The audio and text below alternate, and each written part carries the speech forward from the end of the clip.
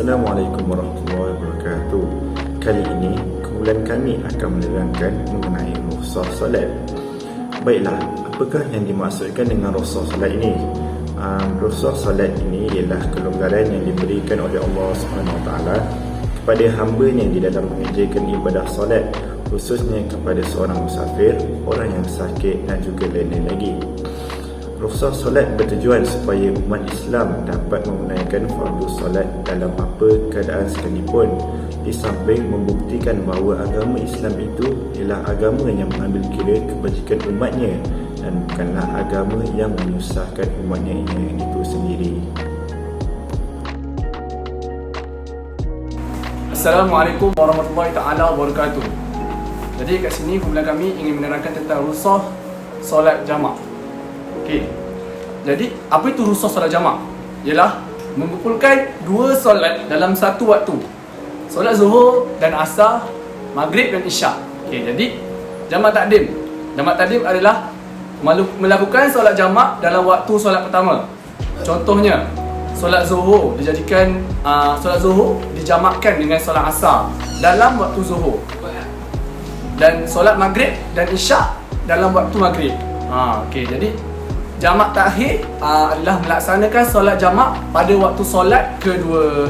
Contohnya, solat Zuhur dan Asar pada waktu Asar. Yang kedua, solat Maghrib dan Isyak pada waktu Isyak. Okey, jadi kana Rasulullah sallallahu alaihi wasallam yajma'u baina salah az-zuhri wal asri idza kana ala zahri sayrin wa yajma'u baina al-maghribi wal isya. Maksudnya Rasulullah SAW menjamakkan solat Zuhur dengan Asar ketika perjalanannya, yakni musafir, dan menjamakkan solat Maghrib dengan Isyak. Riwayat Al-Bukhari. Jadi rukhsah solat qasar pula. Okey, apa itu rukhsah solat qasar? Solat qasar ni ialah memendekkan solat yang 4 rakaat kepada 2 rakaat. Contohnya, solat Zuhur iaitu Asar dan Isyak yang asalnya 4 rakaat menjadi 2 rakaat saja. Jadi Anas bin Malik radhiyallahu anhu berkata, kami keluar bersama Nabi Muhammad sallallahu alaihi wasallam dari Madinah ke Mekah, dan kami bersolat 2 rakaat sehinggalah kami kembali ke Madinah. Hadis riwayat Bukhari dan Muslim. Baiklah, sekarang kita akan membincangkan mengenai solat ketika sakit. Solat wajib ditunaikan walau dalam apa keadaan sekalipun, sama ada sakit ataupun berlakunya peperangan, itu yang kita tahu. Tapi orang yang sakit juga boleh melakukan solat secara duduk, baring mengiring, baring melentang, isyarat mata dan juga secara ingat dalam hati. Firman Allah SWT, la yukallifullahu nafsan illa wus'aha laha ma kasabat wa 'alaiha ma iktasabat. Surah Al-Baqarah ayat ke-26. Dan maksudnya, Allah Subhanahu Wa Taala tidak akan membebankan seseorang itu melainkan yang terdaya olehnya. Dia mendapat pahala kebaikan yang diusahakannya, dan dia juga tidak menanggung dosa kejahatan yang dilakukannya.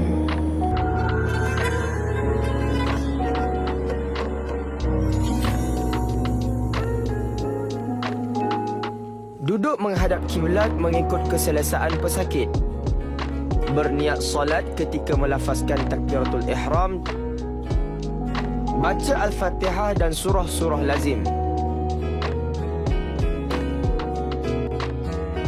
Rukuklah mengikut kemampuan pesakit. Sebaik-baik rukuk adalah dengan menundukkan kepala sehingga dahi setentang dengan tempat sujud.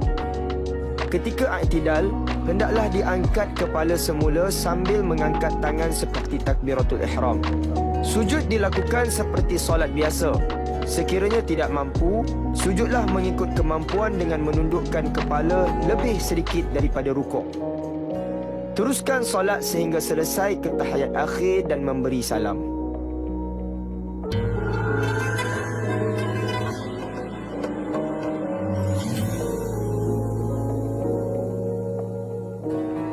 Duduk tegak mengikut keselesaan pesakit dengan menghadap kiblat. Berniat solat ketika melafazkan takbiratul ihram. Baca Al-Fatihah dan surah-surah lazim. Rukuk dengan dengan menundukkan kepala sehingga dahinya setentang dengan lutut atau sekadar yang termampu. I'tidal dengan mengangkat kepala dan meluruskan badan dan tangan. Sujud dengan menundukkan kepala dan badan digerakkan selari dengan paras lutut sekiranya mampu. Perbuatan sujud dan rukuk hendaklah ada perbezaan. Duduk antara dua sujud dan membaca tahiyat dalam keadaan meletakkan tangan di atas paha.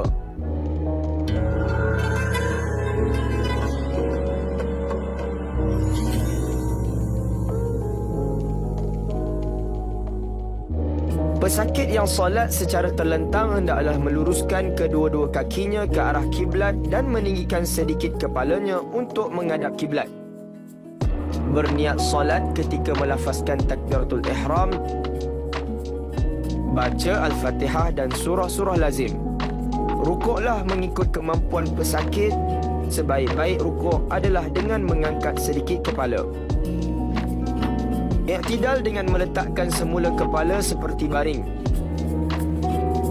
Sujud mengikut kemampuan pesakit. Sebaik-baik sujud adalah dengan mengangkat kepala lebih sedikit daripada rukuk tadi. Teruskan solat sehingga selesai ke tahiyat akhir dan memberi salam.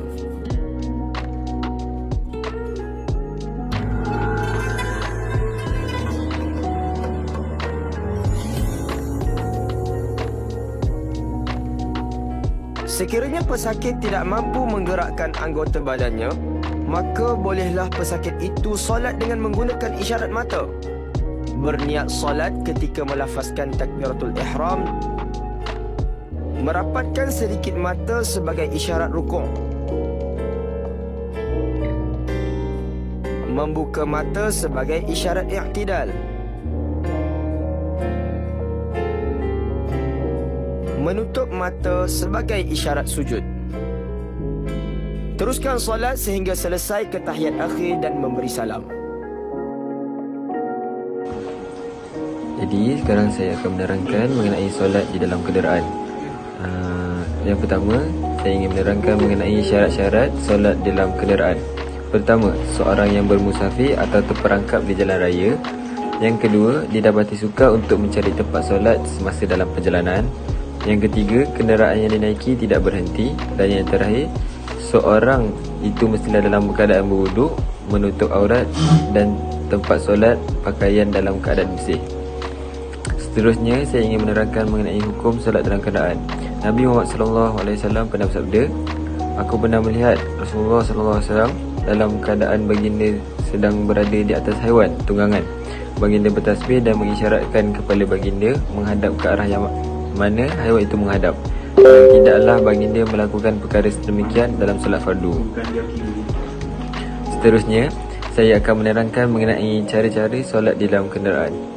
Yang pertama, solat di dalam kenderaan dilakukan secara duduk jika tidak berupaya bagi orang yang uzur.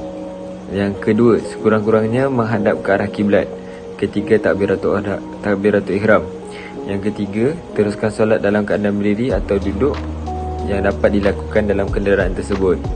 Yang keempat, dalam keadaan duduk, rukuk dilakukan dengan menurunkan anggota mulai kepala hinggalah pinggang. Yang kelima, kaedah sama digunakan seperti solat dalam keadaan duduk ketika uzur.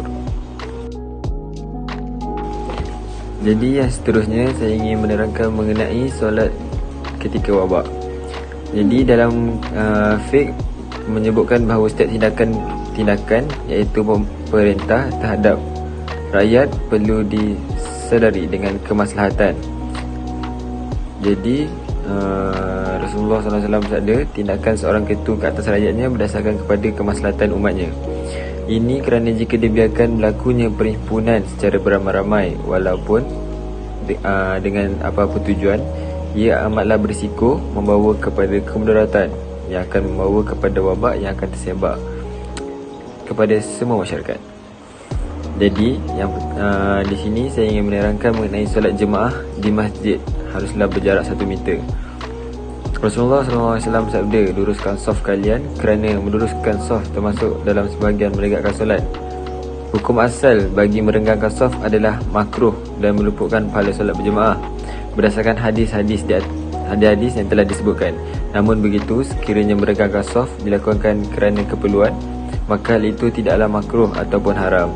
Ia adalah berdasarkan kaedah yang telah digunakan, iaitu kita mengambil daripada hadis Nabi, perkara-perkara yang darurat itu mengharuskan perkara-perkara yang dilarang. Seterusnya ialah solat hormat waktu. Solat hormat waktu bermaksud solat yang dikerjakan dalam keadaan darurat atau terdesak tanpa dapat berwuduk atau tayamum. Dalam keadaan ini, seseorang itu wajib solat tanpa bersuci, sama ada berwuduk ataupun bertayamum. Solat dalam keadaan ini dipanggil solat kerana menghormati waktu. Contoh keadaan yang membolehkan solat menghormati waktu dilakukan adalah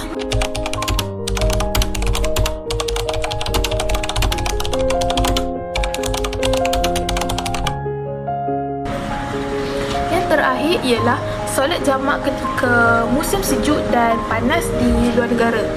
Dalam kehidupan di luar negara, terutamanya di negara-negara yang mengalami 4 musim, iaitu musim panas, sejuk, luruh dan bunga, waktu solat bertukar secara drastik berbanding di Malaysia, terutamanya ketika musim sejuk dan musim panas. Keadaan ini akan menyukarkan umat Islam bagi menunaikan solat fardu secara sempurna pada waktunya. Mereka yang bekerja sukar untuk mencari masa yang sesuai, dan begitu juga dengan pelajar yang mempunyai sesi kuliah ataupun peperiksaan. Contohnya, waktu peperiksaan. Pada musim sejuk, jika peperiksaan bermula pada pukul 12.30 hari dan berakhir pada 3 petang, maka waktu solat zuhur telah pun tamat. Kerana kebiasaannya, waktu solat zuhur bermula pada pukul 12.30 hari dan asar memasuki waktu pada pukul 2.30 petang. Oleh itu, bagi mengelakkan keadaan tertinggalnya solat, maka diharuskan kepada pelajar-pelajar ini untuk menunaikan solat jamak zuhur dan asar secara takhir, iaitu menghimpunkan zuhur dan asar dalam waktu asar tanpa mengqasarkannya.